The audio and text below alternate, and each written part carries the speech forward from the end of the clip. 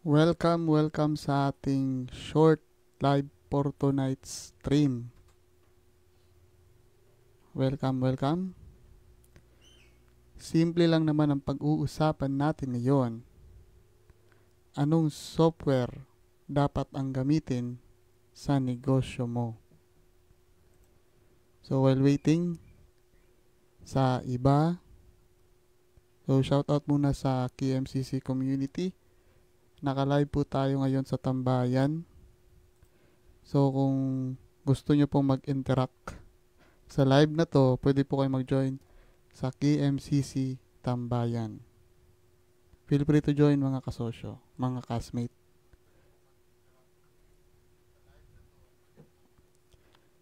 Welcome sa live.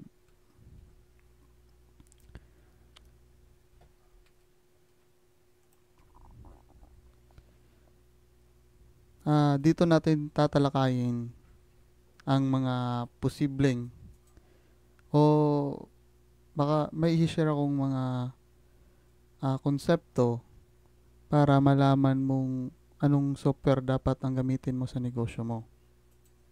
Ayos. So hintay muna tayo konti sa iba.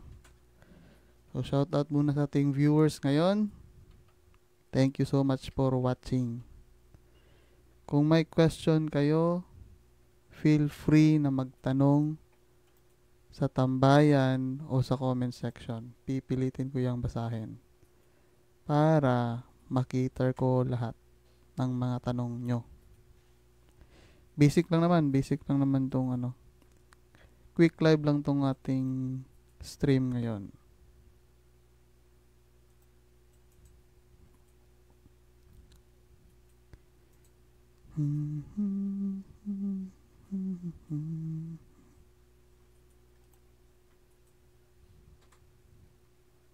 Ayos.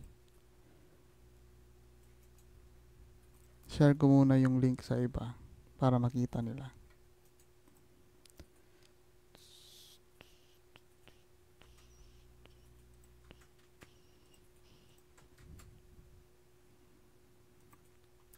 Wait lang. Konting pasensya pa.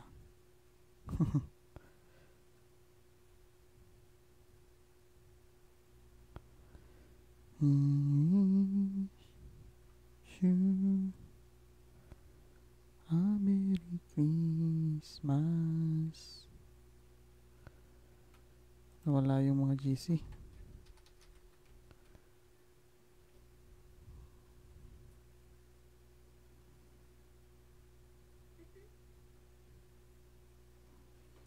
Medyo mahina yung internet, pero laban pa rin.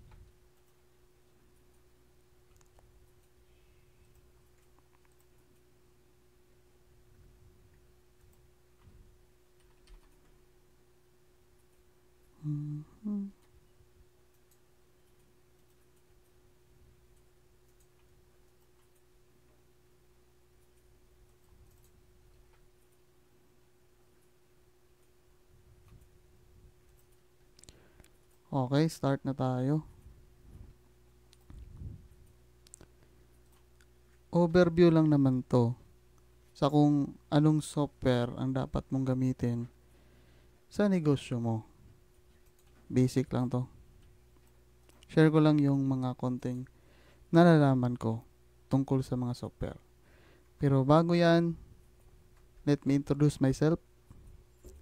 My name is Kyle Nilson Omak. May 3 taong experience sa accounting at hanggang ngayon pinapractice pa rin. At napakahilig ko po sa mga software. Meron akong katangiang kapag na-encounter ko yung isang software, madali ko siyang magamit at ma-adapt at nalalaman ko kung saan siya ginagamit at kung saan siya gagamitin. May katangian akong ganun. So yun lang, short introduction. Anong software ang dapat gamitin sa negosyo mo?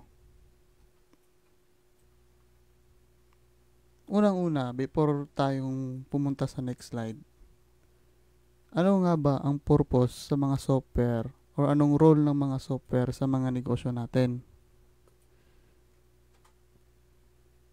Ang software na imbento para maiwasan yung mga manual na mga task. Kasi sa sinaunang panahon at sa di nalalayong mga taon, uso ang manual at sulat. Uso ang manual na pag-compute, uso ang manual na pagsulat. Naimbento ang mga software dahil para maiwasan yung mga manual, dahil sa manual maraming pagkakamali. At mahirap i-track kapag manual. Kasi kalikutin mo pa yung saan mo na ilagay yung mga papel. Ang software na imbento para makatulong sa pang-araw-araw natin na ma-track at ma-store ang mga data na ginawa natin in a daily basis. So, in a very short explanation, ang software na imbento para pasimplihin yung process sa pag-capture ng data at sa pag-export ng data. Yun lang. Ini-storean siya ng data, ina-analyze yung data, at ini-export yung data kung kailangan na natin i-export. Sa kung anong mga report yan. So, yan yung software. Anong relevant niya sa mga negosyo? Siyempre, sa mga negosyante, napakaraming transaksyon in a daily basis. Hindi kaya ng sulat, hindi kaya ng manual kung gusto mong malaki, kung gusto mong maging malaki yung negosyo mo. Hindi kaya ng manual yon. Kinaya noon, pero kung ang labanan ngayon, pabilisan ng umadapt sa kung anong mga bagong technology para mas matutukan yung ibang departamentong dapat paunlarin sa isang negosyo. Kaya yan yung sinulusyonan na ng mga software. Kaya kung ikaw ay negosyante ngayon, dapat ka nang gumamit ng software. Libre man yan o bayad, kailangan mo nang i-practice or kailangan mo nang i-normalize na kailangan na talaga ng mga software ngayon, kailangan na talaga ng mga negosyo natin ngayon ang mga software. Ayos, dale. Check muna natin saglit. Okay, continue. Next slide. Ito yung basic illustration ko. Sa simple lang. May dalawang parte ang negosyo. Front end tsaka back end. Ang front end papuntang back end dapat yung data sa front end maipunta sa back end at saka yung data na na-analyze ng back end dapat babalik sa front end. Bakit? Ito yung mga department na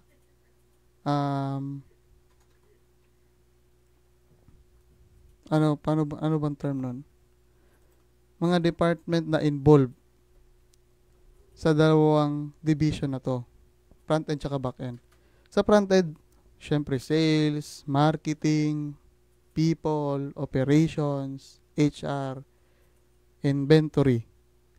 Yan, marami pa yan, pero yan yung mga pinaka-basic na alam natin na part siya ng pinaka-operation. Syempre sa sales, marketing, 'di ba? So yung mga data na nai-input ng front end, kailangan maitawid yan o may sistema ang negosyo mong maitawid yan sa back end para maipunta sa accounting, magawa ng reports, mabayaran ang dapat mabayaran. Kulang pa pala to ang sa accounting part kasi dito ang accounts receivable tsaka accounts payable, kaya hindi ko lang naisulat. Kailangan yan para ma-analyze natin ang data from front end to back end. Kasi ang trabaho ng front end syempre operation. Pero part pa rin ng job description ng front-end, ma-capture yung numbers sa operation para ma-analyze ng back-end. So, kailangan may sistema na kumakapture ng data yung front-end para maitawid yun sa back-end. Ang trabaho kasi ng back-end, i-analyze at i-consolidate at i-interpret ang ginagawa ng front-end into numbers. Hindi kasi natin malalaman ang nagiging progress ng isang negosyo kung hindi natin na-capture yung data sa operation. Ang back-end, ang pinaka-description niya, i-interpret yung naging performance ng operation into numbers. Kasi walang ibang panukat ang negosyo ngayon para malaman ang performance, kundi numbers. Kaya napaka-importante ng numbers sa mga negosyo natin. Napaka-importante ng numbers sa mga negosyong tinatayo nyo o sa mga negosyong pinapatakbo nyo. Kaya gusto kong ipantindi sa inyo na or i-share sa inyo na kailangan talagang may tig-interpret ng mga negosyo natin. At mahirap i-interpret ang negosyong walang numbers. Kaya kung wala ka pang sistema ngayon na makapture yung numbers na yon from operation na maitawid sa back-end, kailangan mo nang gawa ng paraan yan para mabasa mo yung sarili mong negosyo. Ang negosyo hindi siya mababasa in a way na parang essay. Sulat na words. Hindi. Nababasa at nai-interpret ang negosyo through numbers na ibinigay ng operation sa inyo. Malalaman mo doon kung ang sales naging productive ba throughout the week, throughout the month, kung nag-increase ba yung sales this month compared to last month. Sa marketing naman, sa sukat sa marketing, kung ilang leads ang naipasok, ilan ang nag-message, nasukat ba yun ng operation nyo, ilan yung nag-inquire ngayon, ilan yung napa-inquire ngayon. Ang sukat ng sales, kung ilan yung na-close nila at magkano. Ang sukat ng marketing, kung ilan yung naipasok na inquiry at foot traffic sa mga negosyo. Yan yung sukat nila. Yan yung pinagkaiba nila. Marketing tigapasok ng leads, marketing ang tigapasok ng foot traffic. Ang sales, ang may responsibilidad na i-close yon. Ayos. So, sa people at saka sa HR, ito yung ang sukat nun. Siyempre, ina-analyze kung kung ayos ba yung attendance ng mga tao, nakailang IR na yung specific na tao na yun, naging maayos bang performance nila, attendance, wala bang lates. Yun, doon sinusukat yun. At sa operation, general siya. Sa inventory, syempre, yung sukat nun. Every sale, bawas yung inventory or ano bang ginagamit ng inventory system nyo. Basta may panukat. At hindi mababasa yung panukat na yon kung walang numbers. Kaya, napakalaking role ng front-end na dapat makapture yung tamang data para accurate yung nababasa ng back-end. Para accurate yung nababasa ng management. Kaya importanteng magawan natin ng sistema o ma-integrate sa system yung front-end para maitawid sa back-end ng maayos. Dale, check ko muna yung mga kung may nagtanong. Wala. Okay. Okay, continue tayo. Madali lang tong live natin ngayon. Mabilis lang to. Eto na tayo sa part na bibigyan ko kayo ng pointers para ma-identify nyo ang tamang software para sa inyo. Pointers. Parang sales lang din naman yan.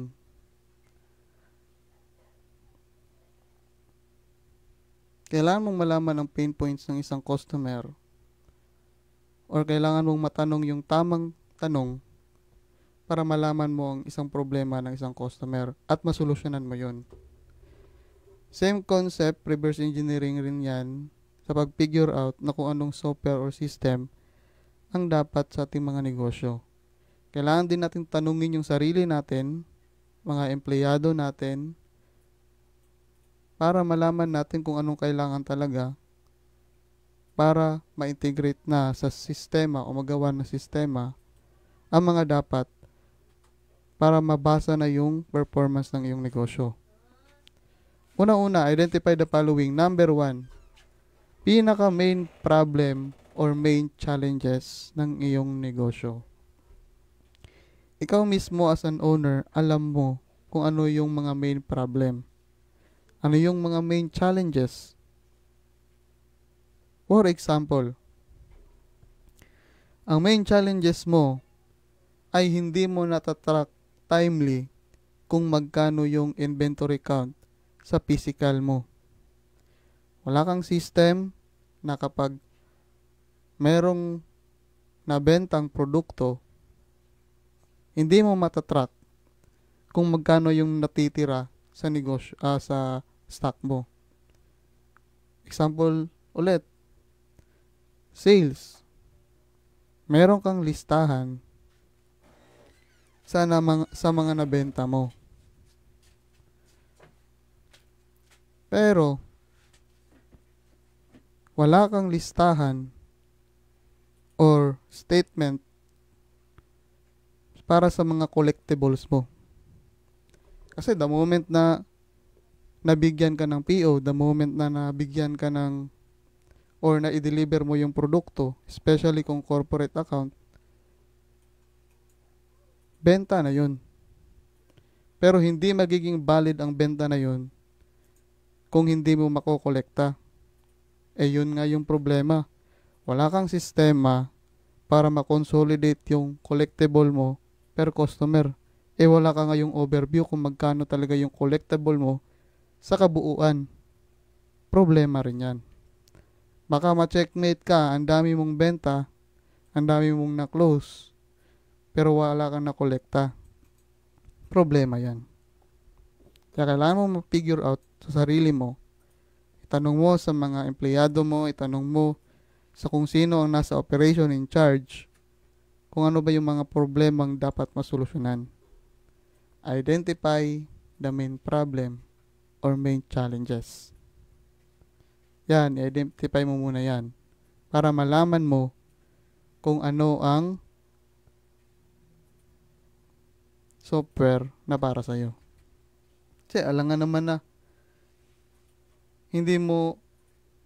walang software na para sa'yo kung wala kang problemang ganyan. Kaya kailangan mong makita muna or ma-figure out muna kung ano ang mga problemang dinadaanan mo at nang masolusyonan nila yan. So, isa pa sa mga kailangan mong i-identify para malaman mo ang software na para sa'yo ay identify your operation workflow. Kailangan mong ma-figure out din kung ano ang workflow ng operation mo. Kapag naibenta ba to ni sales number 1, anong susunod na step? Or unang-una, kapag may papasok na lead, sinong i-assign na sale? Kapag ma-close ng sales, anong susunod na step? Kapag na-deliver na yung product, anong susunod na step? Tapos, kapag sa purchasing naman, Kapag naka-request na ng PO, tsaka na-approve na, anong susunod na step para mabook sa accounting na meron tayong payable sa supplier. Kapag na-book na naman sa accounting system, ano na namang ulit na mga steps na susunod? Identify your operation workflow. SOP. I-identify mo rin before ka kumuha ng software kung ano yung pagkakasunod-sunod o pagkakadugtong ng bawat departamento para alam mo kung ano yung kailangan mo. Para malaman mo kung paano mo na, para at least alam mo na sa utak mo paano siya idudugtong-dugtong at paano yan gagawin sa magiging software or paano yan i-implement sa magiging software mo.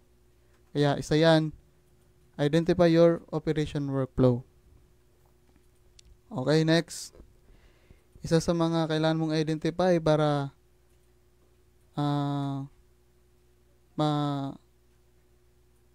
isa sa mga kailangan mong identify para malaman mong anong software ang para sa negosyo mo ay identify your documentation process. Siyempre, kailangan may process rin sa pag-document ng lahat. From closing the sales, from approvals, sa pag-compile, pag-consolidate ng mga files, hanggang makumpleto at ma-approve lahat. Makumpleto yung documentation in a way na kung may babalikan man o may magiging issue, syempre may papel at alam mo na kung saan hahanapin yung mga papeles na naka-assign sa transaction na yun. Kaya isa yan sa masasuggest ko, identify your documentation process. Okay, next.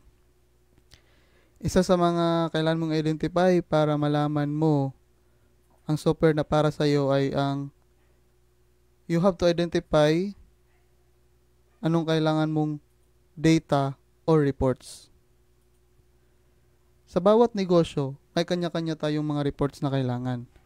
Merong mga negosyong kailangan ng inventory report, daily sales, daily expenses, profit and loss comparison, year to date. Meron tayong kanya-kanyang mga customized na report at kailangan natin yang ma-figure out para malaman natin kung anong software ang para sa atin. Kailangan ba natin ng report ng payroll, report ng attendance, report ng gaano ka ang percentage ng retention ng mga customer natin, kung gaano sila bumabalik, 'di ba? Anong mostly na best-selling na product sa mga negosyo natin. Merong mga ganyang mga report. At kailangan nating ma-figure out yan para at least magawan natin ng expectation magawa natin ng expectation at mai-implement natin yan sa mga negosyo, sa magiging software natin.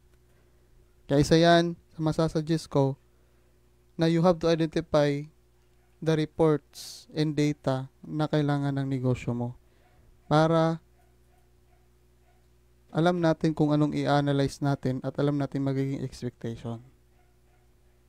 Kaya yun yung mga masasuggest ko na kailangan yung i-identify para meron kayong idea sa kung anong software ang bagay sa negosyo nyo.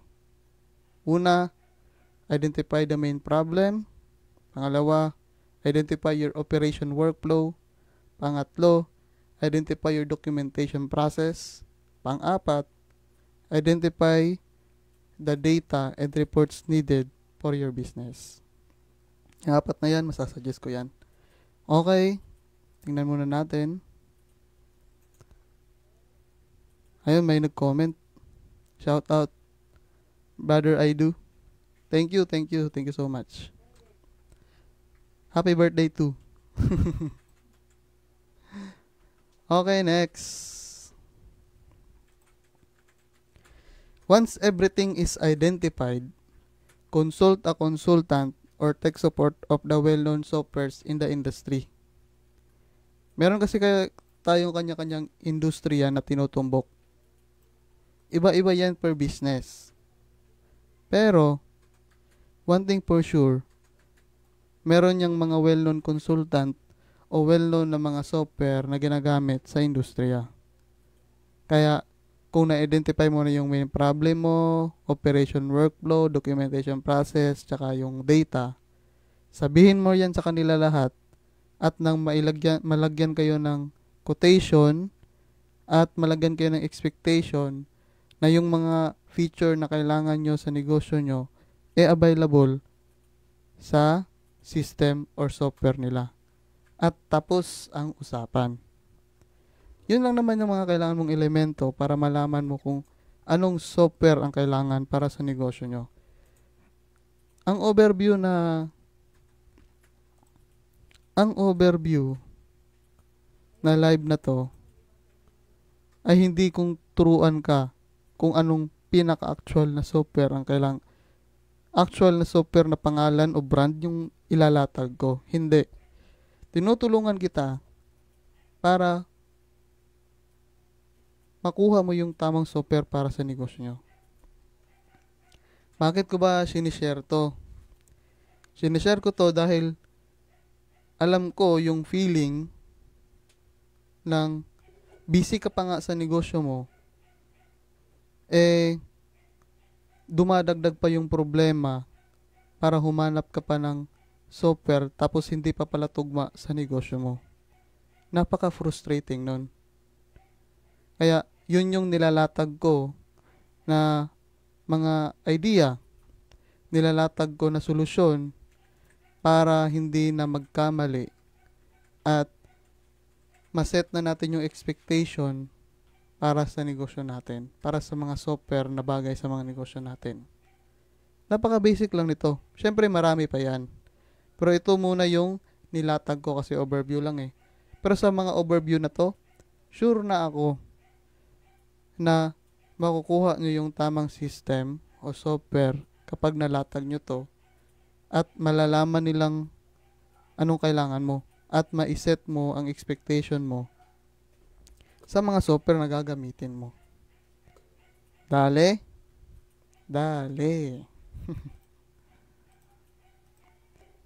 Tapos ang usapan. Yun lang naman ka-basic ang live na to. So, eto, sa portion na to, examples na tayo. Example sa pinaka-real na mga businesses. Mga totoong negosyo na real life scenarios ng mga negosyo. Shoutout muna sa 4 na mga viewers.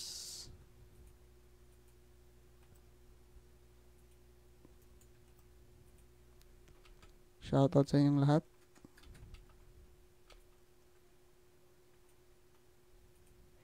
Ayos. Example number 1.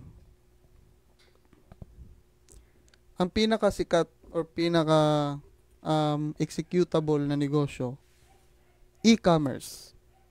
For example, Lazada or Shopee seller ka.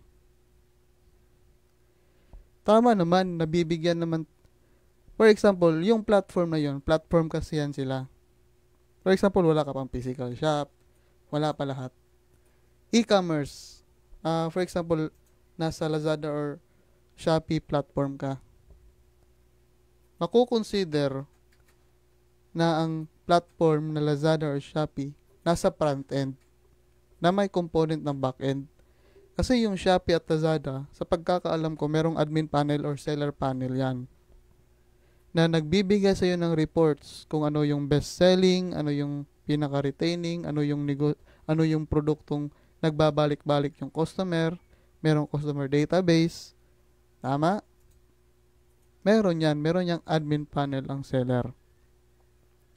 Kaya, yun, front end na may konting component ng back end. Yun, na-solve na ang platform at saka admin panel. Pero kulang pa rin. Kailangan mo pa rin ng receivable management. Meron namang remittance details yung Lazada or Shopee. Sige, kalimutan na natin yung receivable. Kasi mga COD yan, merong mga ganyan kasi. Meron tayong mga clearing account sa mga platform na yan. Pero madali na lang yan kasi binibigyan tayo ng report ng Lazada at Shopee. Pero ang hindi na-include sa mga platform, sa mga reports, for example, ang mga purchases natin ng mga item na binibenta sa platform ay inuutang sa supplier, terms, or consignment. Wala tayong sistemang payables. Meron tayong accounts receivable tsaka sales na front end. At may konting back end. Pero hindi natin nasasali yung operating expense, ang cost sa paggawa ng produkto, transportation, yung mga other expenses like rents, utilities, tsaka yung naging payable natin sa mga supplier, mga balance natin, 'di ba? Okay na. Okay na yung sales. Kailangan na lang nating maidugtong sa tamang system para mag-consolidate lahat ng data from operation, which is yung platform, maidugtong natin sa back-end, which is accounting software. Maidugtong natin yung overall health ng negosyo natin, kung tama pa ba yung cash flow o wala palang cash flow. Wala palang cash flow report ang mga platform. Kasi tayo lang nakakaalam yan. Merong payment report, may remittance report, pero walang cash flow statement. Hindi naka-integrate sa mga bangko natin yan. Kaya kailangan na rin natin malaman yan, yung cash flow report. Ayos? Next example. Brokerage logistics.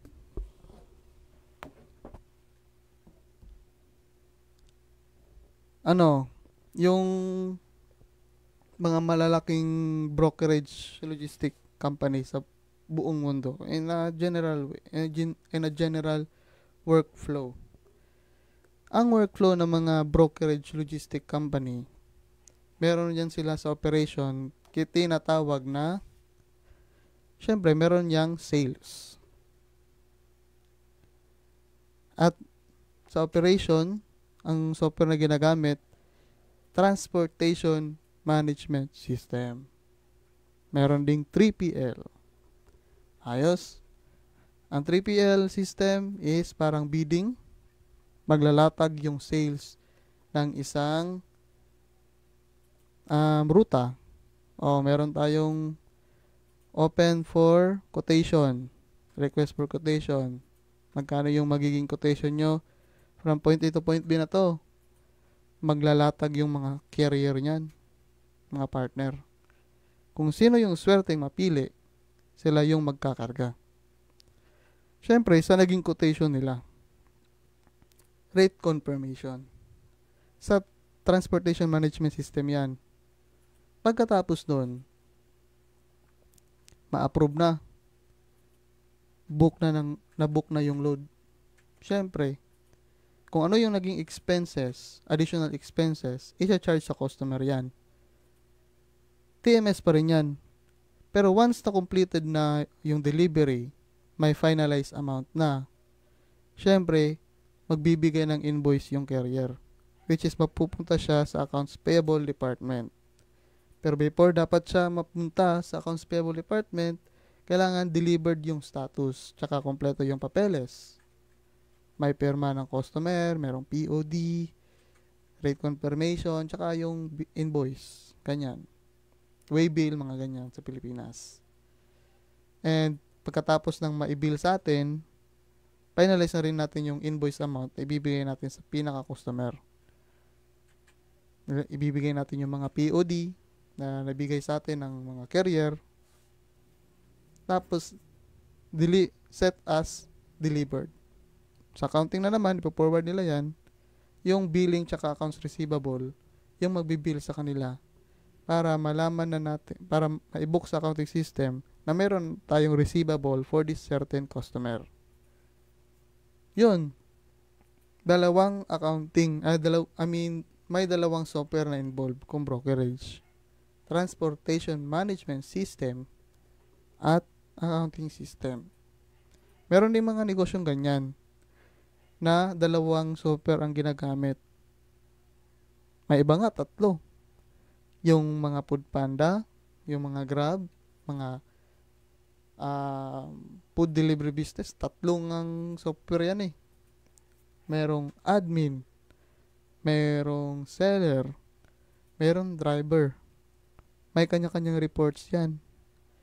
Tapos, meron pa yung pinaka-admin talaga na doon na yung pinaka-accounting para ma-consolidate yung mga reports ng 3 different software na yon. 4 pala lahat. So, kailangan nating kailangan nating ma-figure out or malaman kung ano talaga yung workflow ng ating negosyo para ma-align natin sa kung anong magiging software natin. Meron din namang instances na sa sobrang laki na ng negosyo mo, wala nang software na na-fit doon. Hindi na kaya ng mga existing na mga software. Doon na yung mga instances na magpagawa ng sarili. Ano pang mga pinaka-basic? Grocery. Yung mga POS. Yan. Gamit nilang software, 2 rin. POS tsaka accounting system. Idudugtong nila yan. Happy birthday, Kas! Yo, what's up? Gulat ako doon Ikinig lang ako, busy dito sa bahay dahil may lunch, family lunch ang mga amo ko. Ayos. Lang, tambay lang ako dito. Congrats sa iyo, happy birthday, Kas! Thank you, Kas Chris Marks. Kailan ang mo? Ayos lang. Kailan ang alis mo? Kailan ang alis mo? Sa Makalawa na. Sige, ingat. Sige lang, Kas, tambay lang ako ha. At medyo busy kasi dito sa amin. Kaya, sabi ko sa'yo, medyo busy ako. Okay lang. Thank you, Kas Chris Marks. Thank you. Mamaya na lang, ang Gcash mo. Thank you, Kas Chris Marks. Nag-abala pa eh. Sige, mamaya. Sige, Kas. Tuloy mo na yung topic mo. Hindi tayo makapag-invite medyo busy. Kaya sige lang, manood na lang sila ng live. Okay lang. Thank you, Kas Chris Marks. Happy birthday sa atin. Thank you po. Birthday din kasi ng ate ko ngayon. Kaya yung nasa Cebu, panganay namin. Oo. Shout out sa ate mo. Happy birthday sa amin. Kaya nga 18 na 18. Sige guys, salamat. Yun lang. Sige po. Thank you. Salamat lagi sa pag-share pag-share ng mga mga kaalaman mo. Walang problema. Thank you, Kas Chris Marks.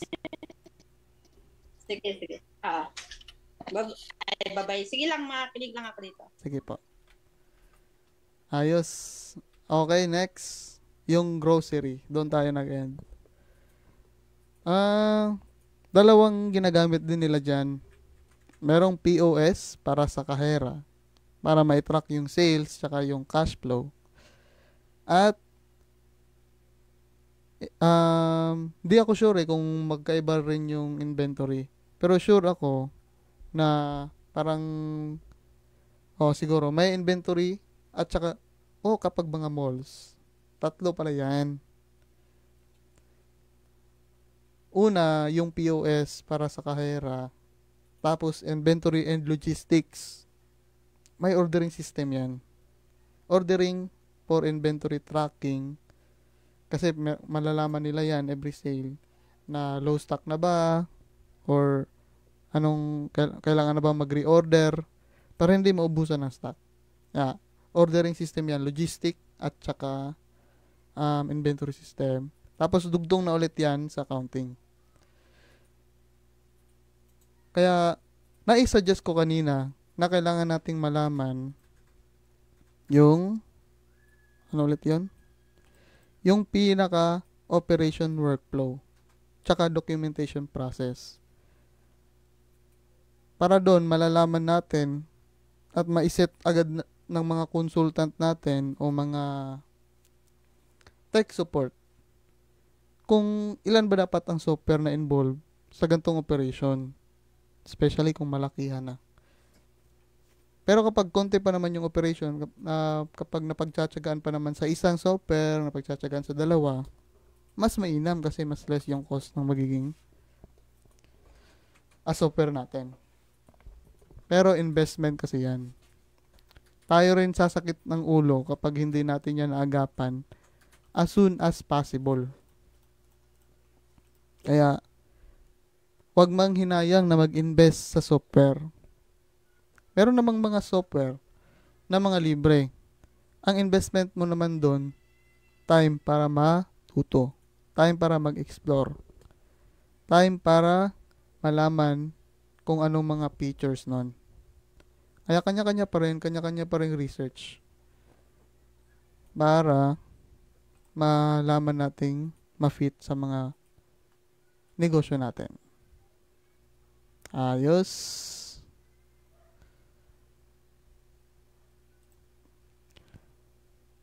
Thank you so much sa mga sumali sa live. And also thank you sa nasa tambayan.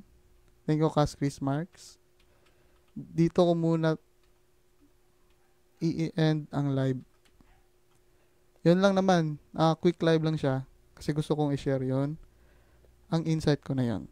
Thank you so much guys. Ingat kayo palagi. Good night. And God bless sa ating lahat. Thank you po sa ating lahat. Bye-bye. Ay, ayos. Tapos ka na pala. Pasensya na, medyo busy kanina. Sige lang, Kas Chris Marks. Thank you so much po. End ko muna yung live. Sige ka. Tapusin mo muna. Sige.